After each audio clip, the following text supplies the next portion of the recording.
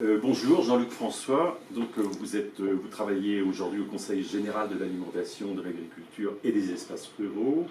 Will Agri s'intéresse beaucoup à la sécurité alimentaire et vous parlez plutôt de la balance commerciale des pays africains, par exemple. Donc, est-ce que vous pouvez nous expliquer un peu mieux?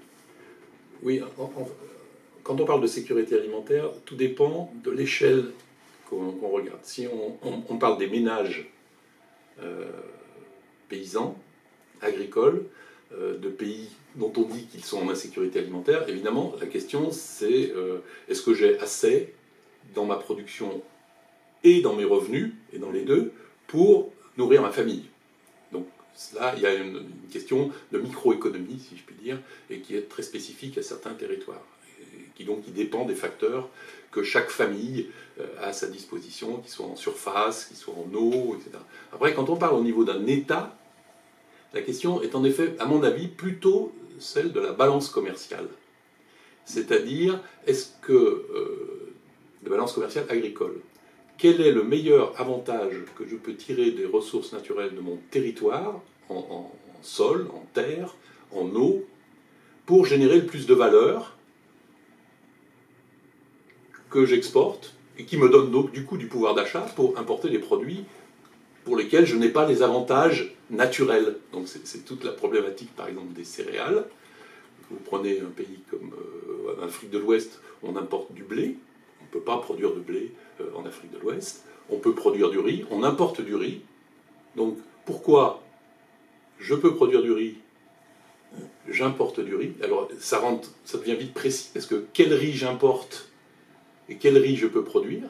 Je peux importer pour pas cher du riz brisure sous-produit de la riziculture asiatique. Je peux exporter du riz, je peux produire du riz grain long, qui a une plus grande valeur. Donc finalement, est-ce que c'est pas plus mal de produire du riz grain long, de l'exporter et d'importer? C'est ce genre de choses. L'important, c'est que je peux produire du riz, et donc je peux créer des emplois, je peux créer des filières, je peux créer de la valeur ajoutée sur du riz, pour le marché domestique, ou pour exporter, peu importe. Et beaucoup de pays sont dans cette situation-là.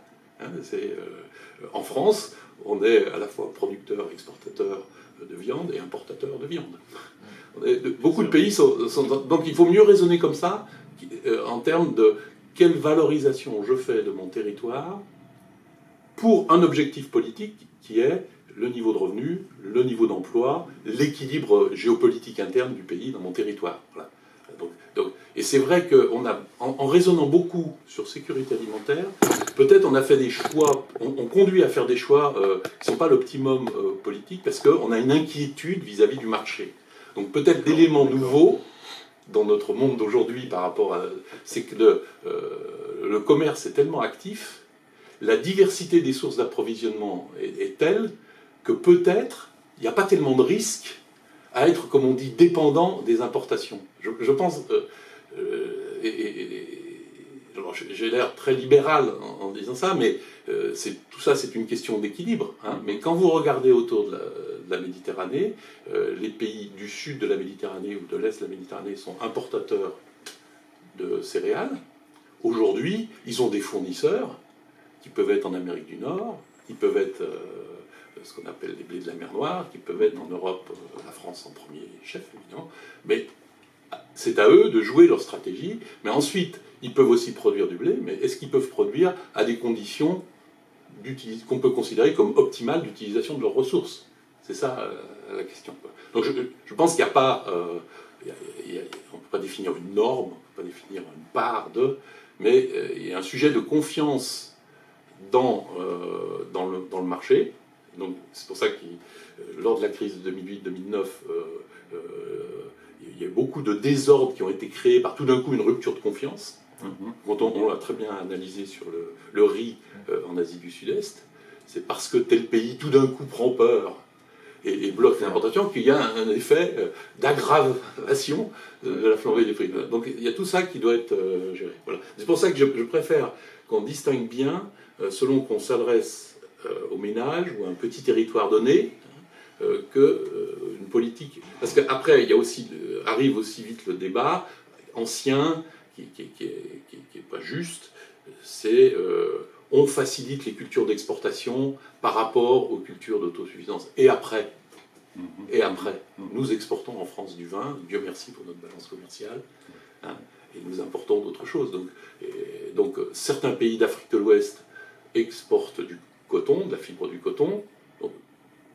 C'est plutôt une bonne chose. On peut se poser la question de pourquoi on ne transforme pas plus la fibre de coton pour faire du tissu qui est ensuite importé. Ça, c'est une bonne question. Mais le fait qu'il y ait une production, de même le cacao, on peut se poser la question pourquoi on ne transforme pas plus le cacao au Ghana et en Côte d'Ivoire. Hein. Mais le fait qu'il y ait une culture d'exportation n'est pas en soi un facteur de dépendance des paysanneries aux marchés mondiaux. Alors, on peut rentrer dans le détail ensuite sur la volatilité de ces marchés, etc., et les conséquences pour les paysanneries, mais ce n'est pas en soi